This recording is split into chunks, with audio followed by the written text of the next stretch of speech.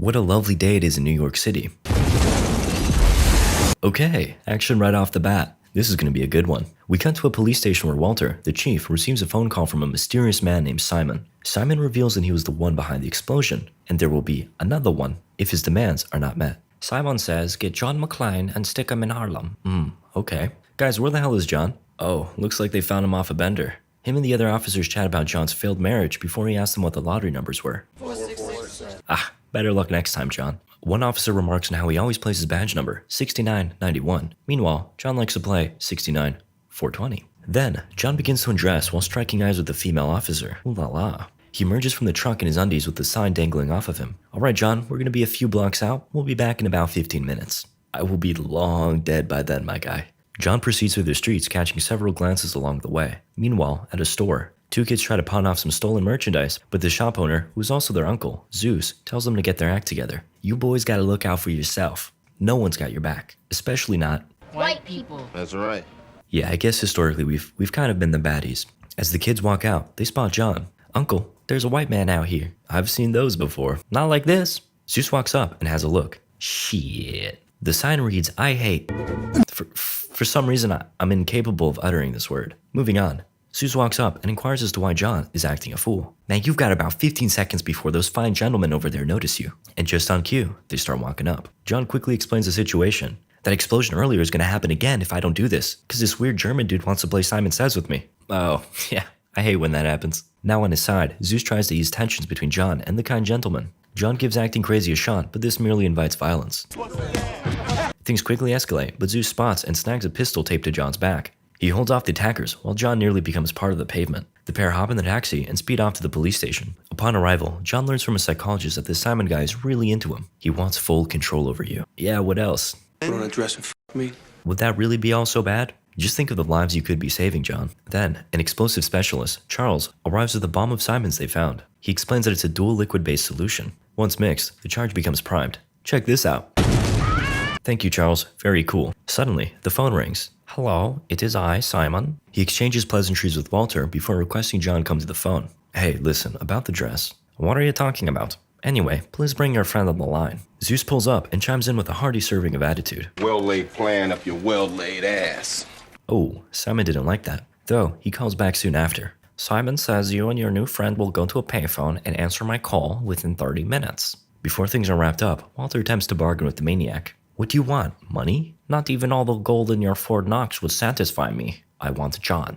Goodbye. Now more than ever, the police force is convinced they're dealing with a schizophrenic lunatic. In order to please him, they're going to need Zeus to cooperate. Because it seems, for better or for worse, he's now part of this mess. Zeus, you're going to have to come with us. No, I don't think I will. This is a white man's problem. He runs off, but before he can escape John's sight, he's lured back in by the fact the bomb they found was in Harlem. Alright, I'm in. The pair head to the designated location, but a heavy problem arises. This absolute chonker is currently using the phone. Police requests have no effect, so Zeus uses shout. It's highly effective. The woman scurries off and John answers the call. Simon inquires as to why the line was busy before letting slip that he knows it's cause There was a fat woman on it. Wait, this means Simon is watching them. John scans the building, but finds no one. Then, Simon informs him that there's a little present for him in the trash can. You know, the kind that goes boom. Unless you can solve my riddle in 30 seconds, you will go boom. What is full of holes, but still holds water? My girlfriend? The pair call back with their answer. What? No, it's a sponge. Having failed the riddle, John and Zeus take cover. Okay, any second now? Perhaps the bomb is having performance anxiety. Relatable. After realizing they just got pranked, they return to the phone to find Simon, who's all laughs at their misfortune. Though, things quickly take a turn for the serious when Simon issues an impossible challenge. They need to hit up another payphone at a subway station, but it's on the other side of town. If they don't make it in time, the passengers of said train will reach their final destination. That's a good pun. Please clap. Not looking to be outdone, John accepts the challenge with open arms. John, we don't even have a car. Well, we do now. Zeus exclaims that he used to be a cab driver and knows the best route. However, John begs to differ. He starts going in the completely wrong direction while claiming the fastest way is through the park. Alright. They arrive and are stuck in traffic. I told you so. No man, I said through the park. John proceeds to Exactly. his way into and through the park. Everyone in his way be damned. Are you aiming for these people? No. Maybe that mine. Fortunately, no one is harmed, I think. After dodging some trees and momentarily taking flight, The pair find themselves back in the congested streets of New York. Ever quick on his feet, John uses the taxi's transmitter to phone up the police. He provides them with his access code, then alerts them of 2 downed officers nearby. Of course, there aren't any, but this allows John to ride the tail of an amber lamps. Upon arrival, him and Zeus split up. John heads for the train, while Zeus goes for the payphone. About that train, it's, already in transit. With no other option, John hops on for the ride of his life, tempting death in the process. He hangs on for dear life before crashing his way in. Inside, he searches for the bomb while getting acquainted with all the friendly passengers. This looks sus. Indeed it does. Meanwhile, Zeus rushes into the station but catches the attention of a cop. He heads for the payphone, which is once again occupied. No worries, Zeus, just politely ask, Get away from the goddamn phone! Okay, that works too. Uh-oh, now he's really got the cop's attention. Zeus is held at gunpoint while back inside the train, John deals with his time-sensitive issue. The liquid begins to mix as the bomb primes itself. At the same time, the payphone starts ringing. Shut up and get him in the air! I don't care if you shoot me, I need to take this call. Zeus does so, and Simon informs him that he failed. John needed to be there too. With just seconds to spare, John tosses away the bomb as Zeus takes cover. The train comes flying off the tracks and into crowds of people. Though in the aftermath, we learn that there were no casualties. John and Zeus reflect on the fact that they were never supposed to make it there in time. That challenge was impossible. The bomb was supposed to go off. Before they can enjoy a moment's rest, the pair are brought into a truck where they meet with Agent Andy and Bill, who hand them a couple pictures of some suspects. We got Matthias Targo with his girl, Katya, and Peter Krieg, the latter of which is known to suffer from headaches. Don't worry, that random plot detail will become relevant later. Then, this mysterious character in the back reveals Peter's true identity. He's Simon Peter Gruber, the brother of Hans Gruber, the guy John iced in the first movie. Inspector, it's him. Speak of the devil. Hello, gentlemen. Let me guess, is that you, Andy? And Bill? You rascals. Once again, what Simon says, they must do. This time around, he's planted 2,400 pounds of kaboom juice in a random school. Evacuation is not allowed. In order to avoid this tragedy, John and his new best buddy must head to a park, by foot, to solve a riddle. Meanwhile, the entire police force is mobilized for the task of finding the bomb. As literally all the cops in the city depart, we pan over to the roof where we find the man behind the mayhem, Simon. Heh, they bought it. We see that he's joined by Targo and a few other associates. They head down donning some professional drip and convince this guy that they're here on official business. Yep, we're just gonna clean all this up for you. Simon's crew proceed into the wreckage with dump trucks while Simon enters a nearby building, the Federal Reserve Bank, conveniently located adjacent to the brand new hole in the ground. Underground, Simon's men are up to no good. Rip that guy. They proceed to bring their vehicles down and start minding their way towards the treasure that awaits them. Back inside, Simon and his goons subdue the guards, then head down an elevator towards the vaults. We see on the security cameras that the golden side is shaking around. Then, the security guard realizes he's got company and begins to load up his shoddy. Though, he inexplicably empties his load prematurely. Relatable. Suddenly, Katya pulls up from behind and gives him a reach around.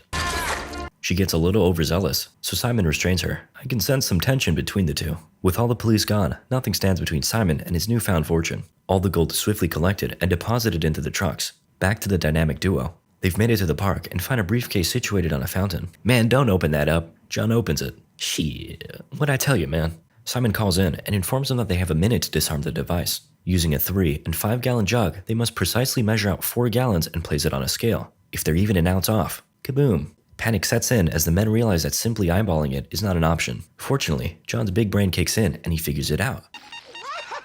If you're curious about how he did it, I'm sure someone in the comments will answer it. Despite passing the test, Simon doesn't give up any details about the school. Instead, he once again issues another riddle. The pair is tasked with visiting Yankee Stadium. While leaving the park, John spots some delinquents robbing a store. He stops them and they shout, "All the cops are gone. You could probably rob a bank." Oh, shit. They steal the bikes and make their way to the bank. On the way there, John is nearly run over by one of the gold-filled dump trucks. Shortly after, they arrive. "Alright, I'm heading in. You stay put." John pulls up and greets the guard. The man assures him that nothing is out of the ordinary and that he's welcome to check it out. John heads in the elevator with about 3 other Hydra soldiers. Familiar scene, isn't it? He notices that one of them has his buddy's badge number, 6991. Things just got personal. He verbally disarms the goons by joking about how he always plays his badge numbers for the lottery. I got the tickets right here. Our scuffle ensues, but our hero emerges victorious. Then, John spots a mysterious figure coming down. Oh, hey Zeus. They chat about the missing gold and wonder how they got it out of there. I know, dump trucks. Like the one that almost ran me over. More determined than ever, they bust their way into a car, and apparently, Zeus is an expert at stealing them. Twitter does not like this movie. Shortly after, they manage to spot the trucks in transit. John calls it in, but nothing can be done.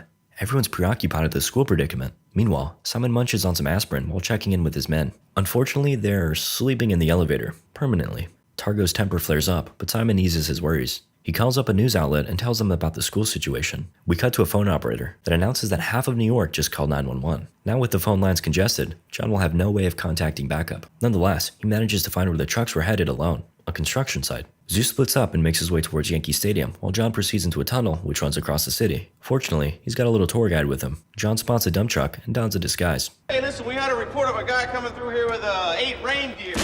Ooh, got him with the old Santa Claus switcheroo. John inspects their bodies and finds a roll of quarters. Interesting. While making his way down the tunnel, Simon calls in for a checkup. Of course, John picks up instead and teases silly Simon. In retaliation, he blows the dam. Meanwhile, Zeus shows up to the stadium and 2 henchmen have a beat on him. Inexplicably, they don't take the shot. The order said they both have to be there, so they just let him go, for no reason. Then, Zeus finds a note that reads, "Game over," and heads out. Back to John, he continues forth, none the wiser. However, the sounds of rushing water soon become deafening. In an effort to not drown, John backs up, but is quickly consumed by water. Fortunately, he grabs a hold of this latch before taking flight.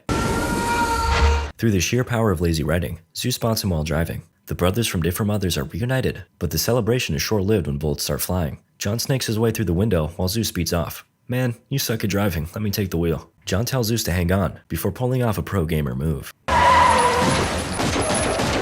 The maneuver nearly cost them their lives, but they emerge relatively unscathed. Can't say the same for the bad guys though. John inspects their bodies, and again, finds quarters. They probably need them to pay a toll. Very clever, Zeus. Meanwhile, the police have somehow tracked down the school in question. Looks like they received a new shipment today. I wonder what's in it. Charles has a look. Yep, that's not good. One of the officers heads to the auditorium, where the kids are currently being held. He tells them they're going to do an exciting new fire drill. Coincidentally, Zeus's nephews go to this school.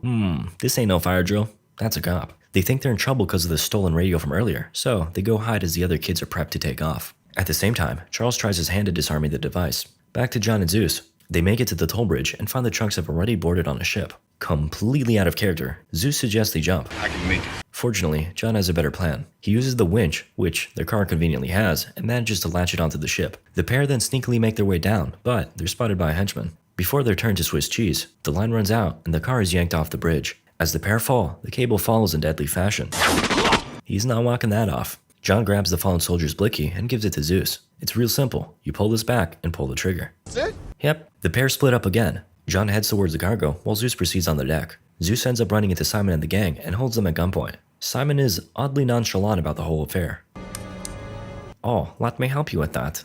Gonna take a safety catch off. No! Anyway, on John's end of things, he ices his henchman before Big Man Targo tussles with him. Oh, and I should mention that they're down here because they noticed the cargo was filled with scrap metal instead of gold. Sus. The fight continues with Targo quickly gaining the upper hand. He then decides to start monologuing instead of finishing John off. A fatal mistake. John pulls off a comeback and beats Targo down with a chain. Then, he heads up in search of Simon, but finds no one. Back at the school, the kids make a run for it, but Zeus's nephews end up left behind. A cop and teacher run back inside to save them as the countdown approaches 0. At the last moment, Charles clips a wire and liquid spews out of the container. Take syrup?